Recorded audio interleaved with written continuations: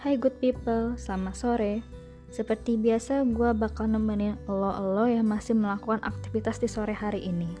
Semoga kalian selalu diberikan kesehatan dimanapun kalian berada.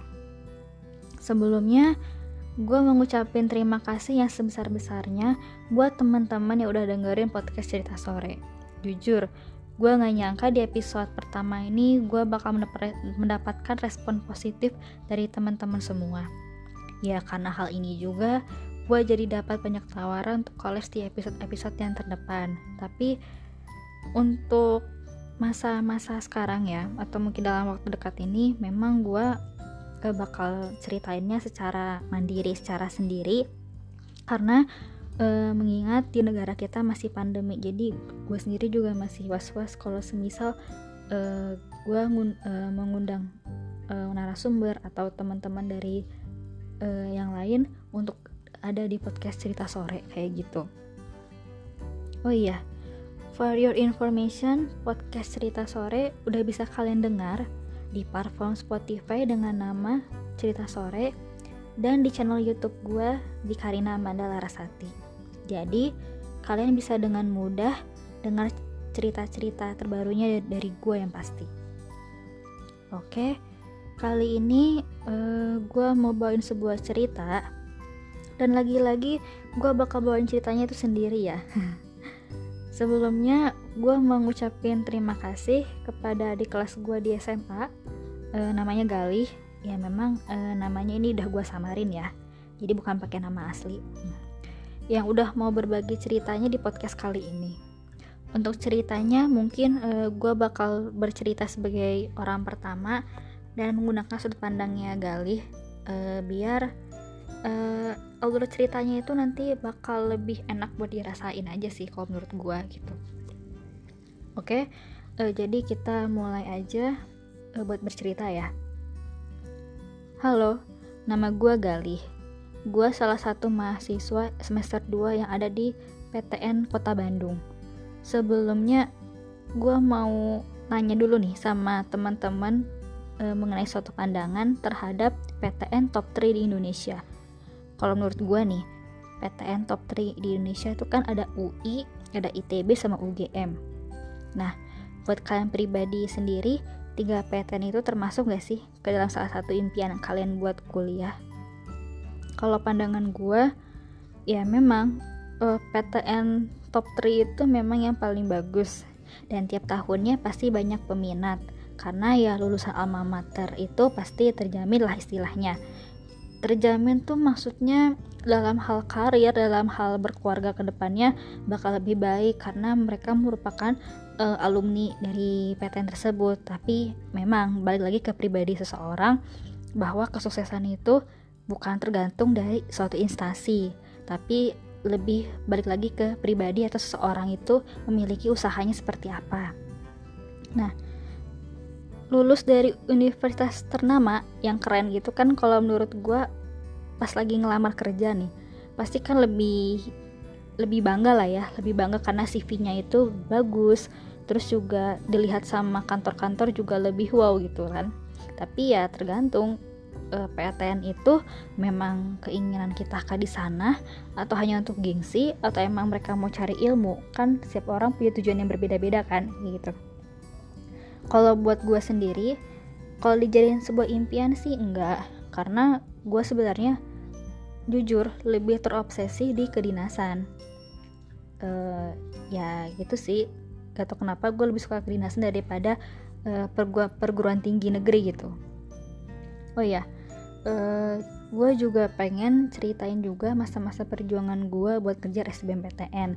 Siapa tahu bisa jadi suatu percikan semangat buat teman-teman yang lagi berjuang untuk mendapatkan kampusnya, atau untuk teman-teman yang lagi sedang menjalani kuliah tapi merasa kurang semangat gitu kan.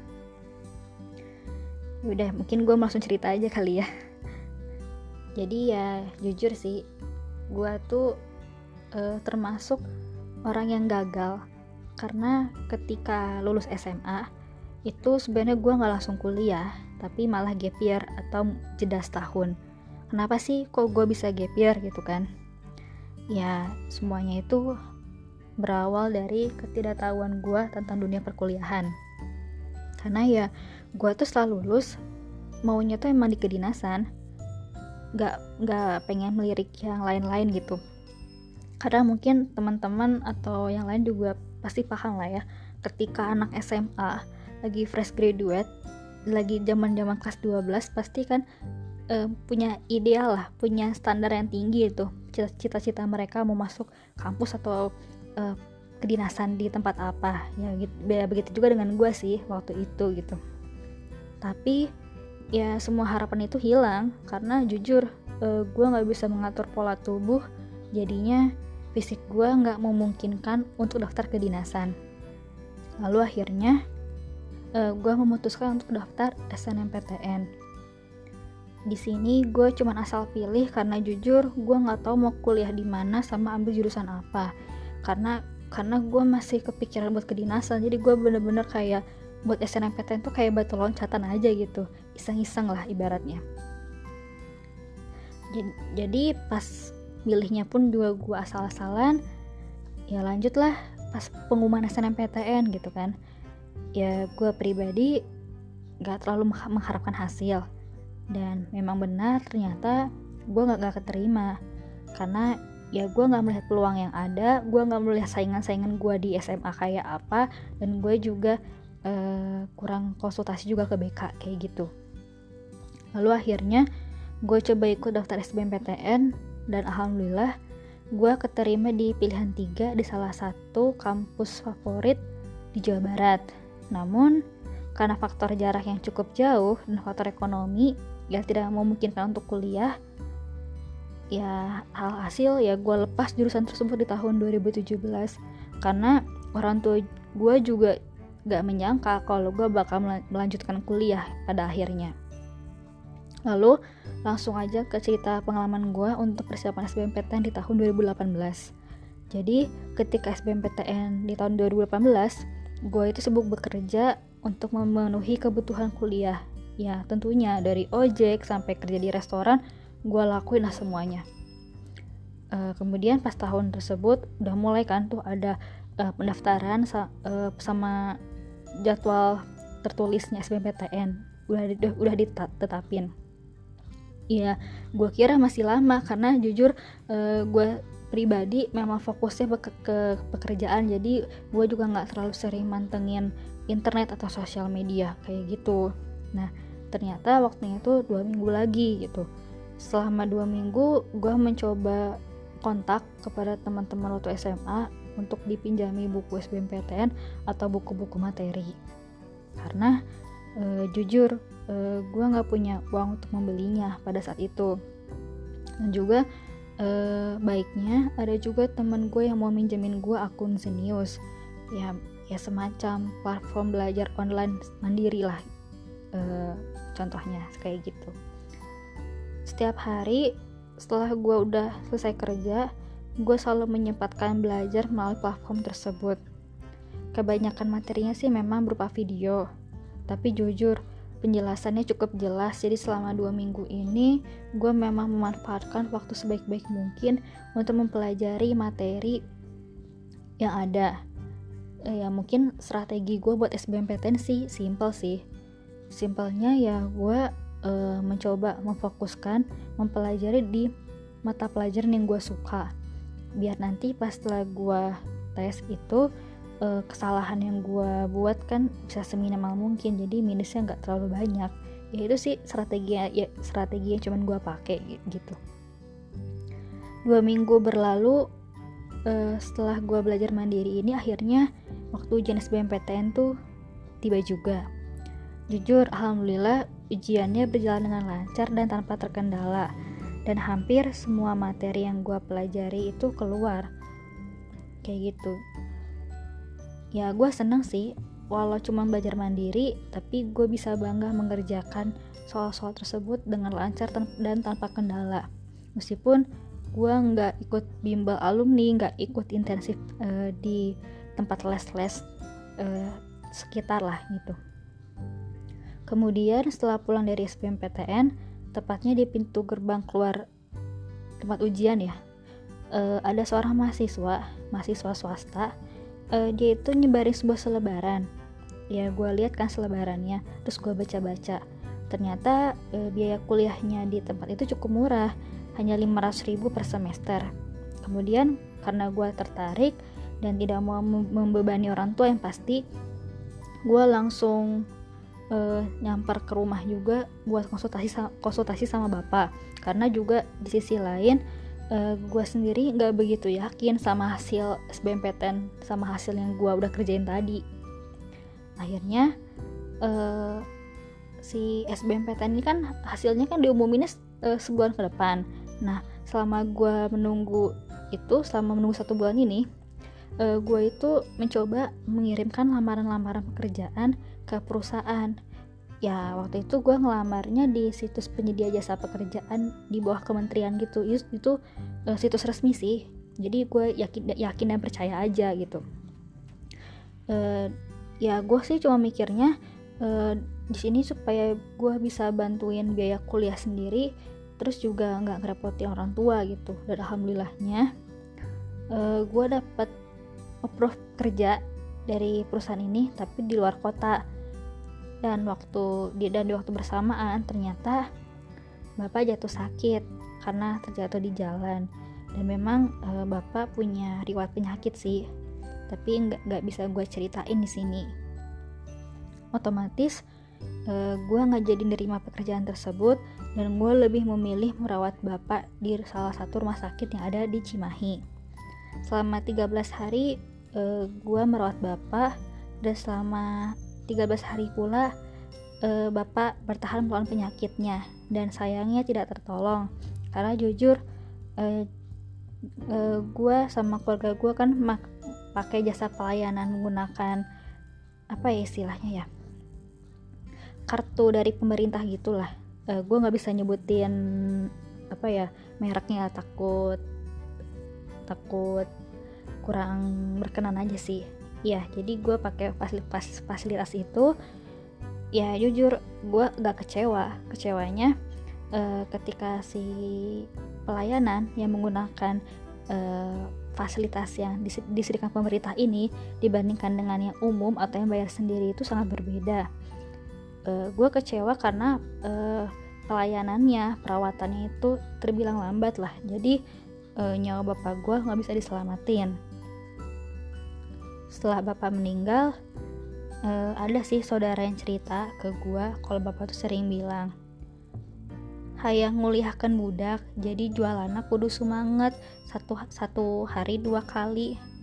Mungkin kalau di bahasa Indonesia ini tuh mau nguliahin anak, jadi jualannya harus semangat sehari 2 kali. Ya kurang lebih kayak seperti itu. Ya dari yang dibilang sama saudara gue tuh emang jelas banget kalau bapak tuh pengen gue sebagai anaknya itu kuliah, tapi di sisi lain ekonomi keluarga gue tuh tidak mendukung gitu. Ya mau gimana? Ya akhirnya setelah bapak nggak ada, gue tinggal sama mamah di rumah. Tapi karena mamah nggak kuat tinggal di rumah karena mungkin masih terpukul, masih sedih, akhirnya gue memutuskan untuk membawa mamah pulang kampung, masih di sekitar daerah Jawa Barat sih, agar ya biar mama tuh nggak keingetan sama bapak terus gitu, biar mama bisa lebih cepat pulih gitu dari keadaannya. Akhirnya gue di Bandung sendiri, dan gue di situ mulai berpikir, ya bapak udah nggak ada, mama juga udah tua, berarti ya gue harus bisa ngebiayain mama dan juga bisa ngebiayain buat diri gue sendiri. Ya tanpa lama-lama ya gue juga coba masukin lamaran pekerjaan. Akhirnya alhamdulillahnya gue diterima di suatu perusahaan grosir di daerah Karawang, dan mulai trainingnya itu tanggal 3, tapi lupa tanggal 3 tuh bulan apa, gue udah lupa. Itu jam 8 pagi, tapi gue baru ingat ternyata tanggal 2 jam 1 siang itu merupakan pengumuman SBMPTN. Nah gue sebenarnya nggak terlalu berharap lulus sih, karena gue juga merasa banyak salah isi waktu pas di mata pelajaran yang emang nggak suka tuh. Akhirnya ternyata pengumuman SBMPTN itu diundur sampai jam 5 sore. Ya makin diundur makin deg-degan sih, pasti kan. Ya karena gue deg-degan dan gue gak kuat buat buka pengumumannya, akhirnya gue nyuruh sahabat gue yang udah kuliah buat membuka hasil SBMPTN-nya punya gue gitu. Pas dibuka tiba-tiba gue kaget kok, grup OSIS SMA di HP gue tuh kok rame. Ternyata si sahabat gue ini udah ngirimin screenshot hasil SBMPTN gue, bahwa gue tuh diterima di pilihan pertama gitu. Jujur gue seneng banget sih. Senangnya tuh ya nggak nyangka bisa lulus melalui jalur beasiswa yang disediakan pemerintah. Mungkin teman-teman tahu ya maksudnya beasiswa apa gitu. Gue juga nggak nyangka sih akhirnya impian gue bisa tercapai juga gitu. Namun di sisi lain gue juga bimbang, apa gue terima kuliah ini karena beasiswanya dan ini juga karena keinginan almarhum bapak, atau gue bekerja aja demi kesejahteraan keluarga. Di situ gue dilema. Lalu tanpa mikir panjang, akhirnya gue langsung pulang ke kampung dan ngasih tahu mama kalau gue keterima. Dan gue juga berharap bisa tukar pikiran sih sama mama, kalau semisal gue kuliah baiknya gimana, atau semisal gue tetap bekerja baiknya gimana buat kedepannya gitu. Gue sampai di kampungnya mama itu jam 12 malam. Pas nyampe kampung dan nyampe rumah, gue langsung ngasih tahu mama kalau gue keterima di PTN tersebut gitu. Dan gue juga langsung nanyain pendapatnya mama, apa gue harus nerima PTN ini atau gue lebih memilih bekerja. Ternyata jawaban mama gue bikin gue nangis waktu itu. Mama tuh bilang mending gue terima aja kuliahnya, karena itu emang keinginan bapak yang terakhir, dapat beasiswa lagi. Kalau semisal untuk biaya hidup mama tuh yakin kalau gue bisa ngatasin itu semua, karena gue anak cowok ya gitu. Ya jujur sih perasaan gue campur aduk ya, antara seneng, sedih, bahagia, semua jadi satu pada saat itu gitu. Ya gue juga gak nyangka bisa menuhin keinginan bapak untuk yang terakhir kalinya gitu, yaitu anaknya bisa kuliah di perguruan tinggi gitu. Selama gue kuliah tentunya gue juga part time kasualan tiap weekend, dan kadang-kadang juga gue jaga stand di acara-acara tertentu. Mungkin pada nanya ya teman-teman gue juga, atau mungkin kalian semua, gimana sih cara gue ngedapetin lowongan kerja part time seperti itu? Ya tentunya sih kalau gue tuh rajin-rajin aja cari loker gitu di sosial media, atau yang mungkin lebih efektifnya sih melalui website pencari kerja yang ada di internet itu, bukan di sosmed biasanya kalau gue ya. Terus juga strategi gue tuh biasanya gue buat CV yang menarik sih. Jujur sih emang gue baru kuliah, hanya lulusan SMA, tapi ya gue berusaha sih untuk bisa buat CV yang menarik, karena yaitu buat melatih mental gue juga ketika gue nanti setelah lulus dari kampus gue melamar kerja. Jadi seenggaknya gue udah ada pengalaman gitu. Dan jujur di sini gue kalau milih part time memang yang nggak mengganggu kuliah sih. Jadi kuliah gue tetap fokus dan gue juga bisa fokus buat cari biaya buat hidup. Dan yang pasti jangan malu sama gengsi sih kalau misal kita mau sukses dari segi apapun gitu. Ya mungkin itu sih cerita pengalaman dan perjuangan gue, gimana caranya gue bisa mendapatkan perguruan tinggi yang gue inginkan dari tahun pertama sampai tahun kedua sampai sekarang. Jujur gue tetap bersyukur sih berada di posisi ini. Mungkin ada satu pesan yang pengen gue sampaikan sama teman-teman pendengar, buat teman-teman yang masih mencari kampus atau ibaratnya pejuang pencari kampus, jangan takut gagal. Gagal tuh ya bukan berarti kalah. Gagal itu adalah cara kalian atau gue agar bisa menjadi lebih baik daripada yang sebelumnya. Dan percayalah, Allah itu punya cara dan waktu yang terbaik buat menjadikan hambanya itu lebih baik. Dan kalau dari gue sendiri, jangan ngeluh, jangan putus asa, dan jangan sampai keterbatasan ekonomi itu menjadi sebuah alasan buat kita ngelanjutin pendidikan. Karena sekarang tuh banyak banget beasiswa yang bisa gue atau kalian coba. Jadi tetap dijaga semangatnya sampai akhir. Karena jujur gak semua orang mempunyai semangat yang sama. Tapi gue berharap dengan kalian mendengarkan cerita ini, semangat kalian bisa menjadi lebih daripada sebelumnya. Ya intinya sih, usaha itu dan doa tuh gak mengkhianati hasil. Kalau masih belum berhasil, ya menurut gue tunggu aja tanggal mainnya. Karena setiap orang, setiap manusia, setiap insan pasti punya rezeki atau porsinya masing-masing. Terus buat teman-teman yang masih kuliah, tetap semangat ya kuliahnya. Jangan banyak ngeluh, jangan banyak sambat ya mungkin ya. Jalanin aja, karena dunia kuliah itu gak seindah film di FTV. Ya iyalah ya, siapa juga yang bilang sama. Dan juga jangan kaget kalau misalkan ada kelakuan atau perlakuan dosen yang bikin gak nyangka atau bikin spot jantung. Dan jangan sampai salah pergaulan. Kalau dari pribadi gue sih, dengan memperbanyak relasi, dengan cara organisasi dan hal lainnya, itu bisa menjadi sebuah modal biar kita lebih gampang untuk memasuki dunia pekerjaan. Dan kalau dari gue yang penting itu, jangan lupa beribadah, karena umur kan gak ada yang tahu. Selalu berdoa agar dimudahkan dalam segala urusannya. Nah, itu cerita dari Galih buat kita semua. Jujur, kenapa gue pengen banget ngangkat cerita ini? Tentunya biar gue atau kalian yang lagi dengerin ini tuh, yang lagi hektik atau yang lagi kurang semangat atau yang merasa insecure, tetap bisa menjaga semangatnya dalam kuliah, bisa menjaga semangatnya sampai nanti ketika lulus nanti, bisa menjaga semangatnya sampai orang tua bangga ketika kita memakai topi toga wisuda. Karena di luar sana masih banyak teman-teman kita yang harus memiliki usaha lebih dalam mengejar cita-citanya. Intinya, Allah itu punya cara terbaik buat bahagian umatnya.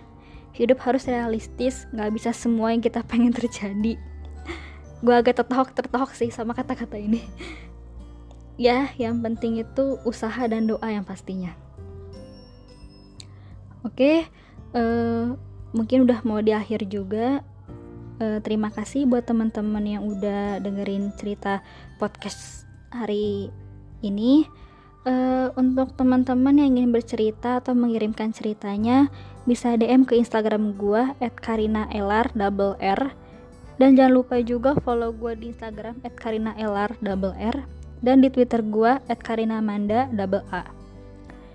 Gue Karina Amanda, selamat sore.